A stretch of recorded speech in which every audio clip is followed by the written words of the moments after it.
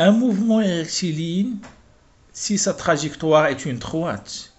Un mouvement est uniforme si sa vitesse est constante. Ainsi, dans cette capsule, on s'intéresse au cas d'un mouvement rectiligne uniforme, sachant que le traitement de ce mouvement se fait via l'enregistrement des positions prises par le mobile ou bien l'équation horaire ou le diagramme de distance. Commençons tout d'abord avec l'enregistrement.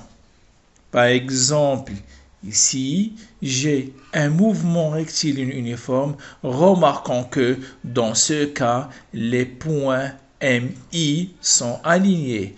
Et de plus, la distance entre deux points consécutifs est la même. Par exemple, ici, la distance entre M0 et M1, ça fait 2 divisions, sachant que chaque division correspond à 20 cm. Donc, la distance entre deux points consécutifs égale toujours 40 cm, même pour la distance, par exemple, M3, M4 et pourquoi pas M5, M6. De plus, à travers cet enregistrement, je peux calculer les vitesses instantanées. Par exemple, au point M1, j'ai la relation suivante. Donc, la relation qui traduit l'encadrement de point M1 par le point M0, M2. Donc, V1 égale la distance M0, M2 sur 2 taux, sachant que pour parcourir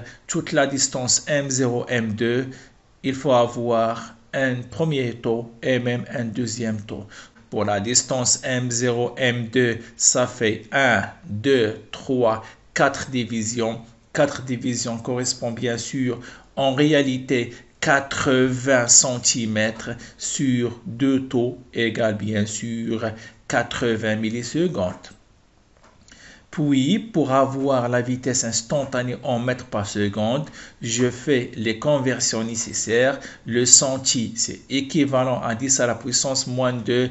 Milli, c'est 10 à la puissance moins 3, ce qui donne finalement 10 mètres par seconde. Maintenant, pour calculer la vitesse instantanée au point M3, je travaille avec la méthode d'encadrement.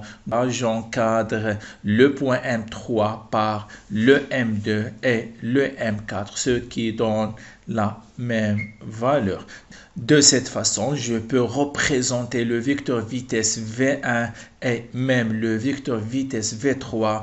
Remarquons que dans le cas d'un mouvement rectiligne uniforme, j'ai le vecteur vitesse qui est toujours constant. Prenons maintenant le cas de traitement de même mouvement rectiligne uniforme mais à travers l'équation horaire. Tout d'abord, je note que l'équation horaire signifie la dépendance entre l'espace et le temps. Dans ce cas, et pour un mouvement rectiligne uniforme qui se fait sur l'axe OX, l'équation horaire x de t est une fonction affine qui a la forme suivante. X de t égale Vx fois t plus x0, sachant que le Vx représente la coordonnée du vecteur vitesse, alors que le x0 tout simplement traduit l'abscisse du mobile à l'origine des dates.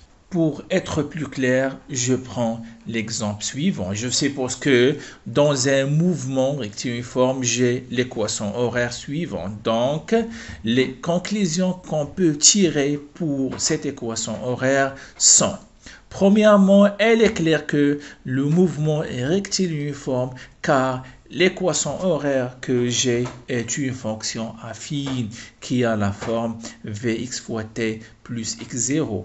De plus, je remarque que le mouvement se fait dans le sens négatif car le Vx est inférieur à 0. Dans ce cas, le Vx égale à moins 4. De plus, la vitesse de ce mobile nie que la valeur absolue de cette pente moins 4, ce qui donne exactement 4 mètres par seconde. Finalement, la position initiale de ce mobile est tout simplement 5 mètres. En termes de figure, j'ai la situation suivante. Donc, j'ai un axe OX orienté à droite par exemple. Notre mobile se trouve initialement à l'abscisse 5 mètres. Ainsi, j'ai la situation suivante. Puisque notre mobile se déplace dans le sens négatif avec Vx égale à moins 4. Donc, j'aurai le vecteur vitesse suivant. Et dans ce cas, le déplacement se fait dans ce sens. Prenons maintenant le traitement via le diagramme de distance, sachant que lorsqu'on part sur le diagramme de distance, on parle sur la courbe qui représente les variations de x en fonction du temps. Dans ce cas, pour un mouvement rectiligne uniforme, le diagramme est toujours droite. Donc, en termes de figure, pour le diagramme de distance, je trace les variations de l'abscisse en fonction du temps t.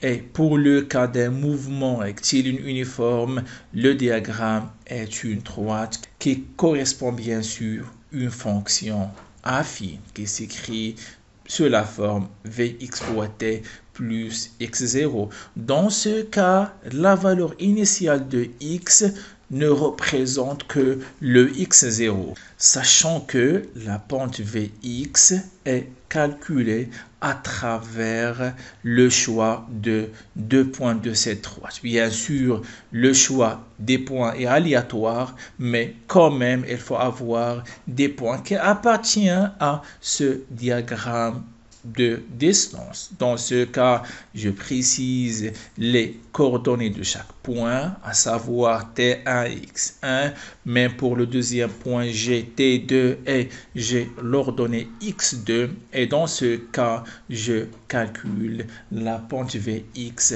à travers la relation X2 moins X1 sur T2 moins T1.